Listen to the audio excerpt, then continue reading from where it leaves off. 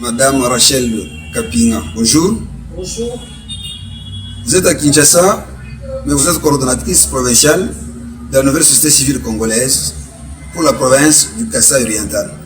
Pouvez-nous savoir pourquoi vous êtes à Kinshasa? Voilà, merci. Nous sommes à Kinshasa dans le cadre de la démarche citoyenne. En fait, j'ai amené sur moi le plaidoyer sur la régularisation et la régularité de la rétrocession due à la province du Kasaï oriental. Il y a plusieurs mois que la province du Kasaï oriental ne bénéficie pas de la rétrocession. Et comme vous le savez, l'économie de notre province est par terre. Les revenus locaux sont insuffisants. Et ceci aussi, c'est un défi que nous devons tous relever. Alors, je viens de déposer ces plaidoyers, comme vous pouvez le constater, au ministère des Finances.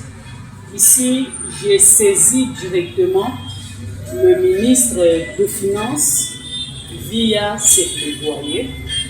J'ai déposé le plaidoyer au ministère du budget, comme vous pouvez voir l'accusé de réception. Le ministre du budget, je l'ai saisi officiellement à propos de l'impayement de la rétrocession de la province du Kasaï oriental.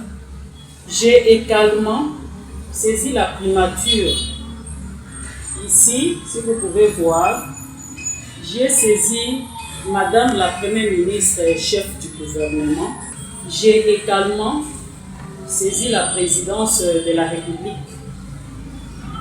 Comme vous pouvez le constater, ici, j'ai directement saisi le chef de l'État en déposant une note de plaidoyer.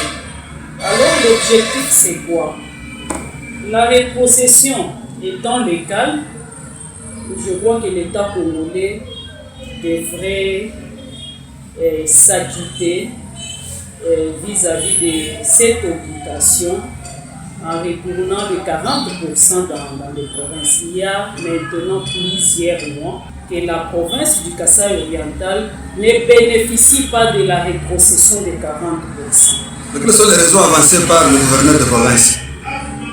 Bon, nous avons découvert cette histoire quand nous avons mené notre contrôle citoyen. C'est de là où nous avons compris qu'il y a déficit de moyens financiers au niveau de la province. L'économie dont nous parlons est par terre, mais on devait aussi faire allusion à cette rétrocession qui ne nous revient pas. Vous voyez par exemple, quand on avait la NIBA qui fonctionnait, la NIBA payait la taxe. La SACIM payait à la province. Brasimba, Bravo sont en faillite. Là-bas, il n'y a pas d'entreprise, il n'y a pas de société qui fonctionne. Et la province, pour le moment, vit qu'avec les recettes de la DGRKO. Et cette recette est vraiment très inférieure. Parce que moi, personnellement, j'étais à la DGRKO où j'ai mené le contrôle citoyen. J'ai contacté le ministre des Finances et après que j'ai réalisé que non, il y a la rétrocession qui est bloquée ici au niveau de Kinshasa où les ministres des Finances n'arrivent pas à envoyer dans la province du Kasaï oriental. Alors c'est comme ça, avec d'autres organisations de la société civile, nous soyons des défenseurs des droits de l'homme, nous nous sommes réunis et on s'est posé des questions de savoir si réellement le chef de l'État est au courant que de cette histoire de non-paiement de la rétrocession dans notre province. Et on s'est posé également des questions de savoir si réellement Madame la Première ministre, chef du gouvernement, est au courant de cette situation. Alors c'est ainsi que nous avons saisi les deux excellences, le vice-premier ministre et le ministre du budget, et nous avons également saisi le ministre des Finances afin d'obtenir la rétrocession due à la province du Kasaï oriental. Quelle sera la prochaine étape? Bon, j'ai fait confiance à leur administration Je fais confiance à leur excellence, monsieur le ministre, que j'ai saisi officiellement. Là, je reste confiant qu'ils vont nous répondre parce que normalement, l'administration a ses principes.